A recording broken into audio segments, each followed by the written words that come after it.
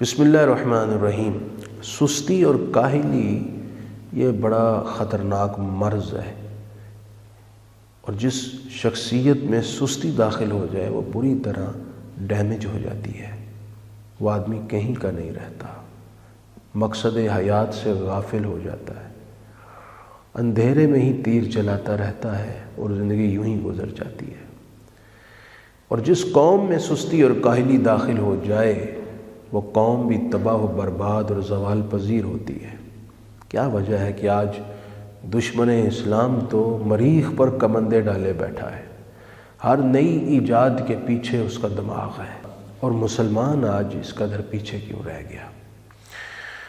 ابھی حال ہی میں ایک عالمی سطح پر رپورٹ مرتب کی گئی کہ دنیا میں سب سے سست لوگ کہاں پائے جاتے ہیں، تو وہ رپورٹ پڑھ کر میری حیرت کی انتہا نہ رہی کہ ایک اہم ترین عرب اسلامی ملک جو عربوں کا سردار ہے، وہاں کے لوگ سب سے زیادہ سست اور کاہل قرار پائے۔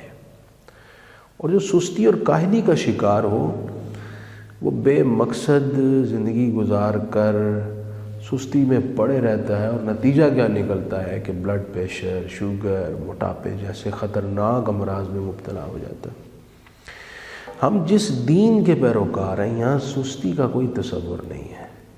نبی اکرم رحمت عالم صلی اللہ علیہ وآلہ وسلم نے تو سستی کی مذمت کرتے ہوئے اشارتاً مذمت کی، اور یوں ارشاد فرمایا، اللہم انی اعوذ بک من العجز والکسل۔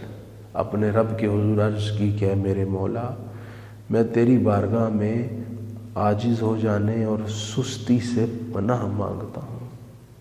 آپ نے سستی سے پناہ مانگ کر بتا دیا، آپ تو اس طرح کے عوارض سے پہلے ہی پاک تھے۔ امت کی تربیت کی کہ سستی کو اپنے قریب نہ آنے دینا۔ قرآن کہتا ہے فاستبقوا الخیرات، نیکی کے کام میں ایک دوسرے سے آگے بڑھو۔ آگے وہی بڑھ سکتا ہے جو سست نہ ہو۔ سارعوا الی مغفرۃ من ربکم، اپنے رب کے حضور بخشش پانے کے لیے دوڑ لگا دو۔ وہی دوڑے گا اور بخشش پانے کے لیے محنت کرے گا جو سست نہ ہو۔ غور کیجئے کہ میں سست تو نہیں، سست ہوں تو اس کا علاج کریں۔ نبی پاک صلی اللہ علیہ وآلہ وسلم نے فرمایا ہے کہ اس زندگی کو موت کے آ جانے سے پہلے غنیمت سمجھو۔ سستی کا تدارک کیا جا سکتا ہے۔ سب سے پہلے دیکھیں کہ میں کیوں سست ہوں، آخر وجہ کیا ہے، اپنا ذہن بنائیے۔ سستی کے چند ایک کام بھی ہیں، سگریٹ نوشی، دیر تک رات کو جاگتے رہنا، ہر وقت موبائل یوز کرتے رہنا، ویسے ہی خواہ مخواہ کی فضول سوسائٹی میں گپیں ہانکتے ہوئے گھنٹوں صرف کر دینا، یہ سب وقت کا ضیاع اور سستی کی علامات ہیں۔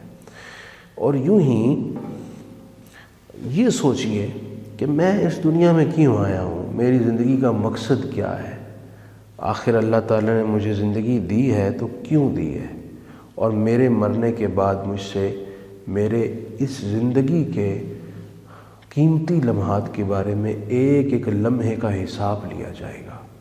یہ ساری باتیں سوچیں، اور پھر بھی سمجھ نہ آئے تو کسی عالم دین کے پاس بیٹھیں، کسی ماہر نفسیات کے پاس بیٹھیں، اپنی سستی کا علاج کریں۔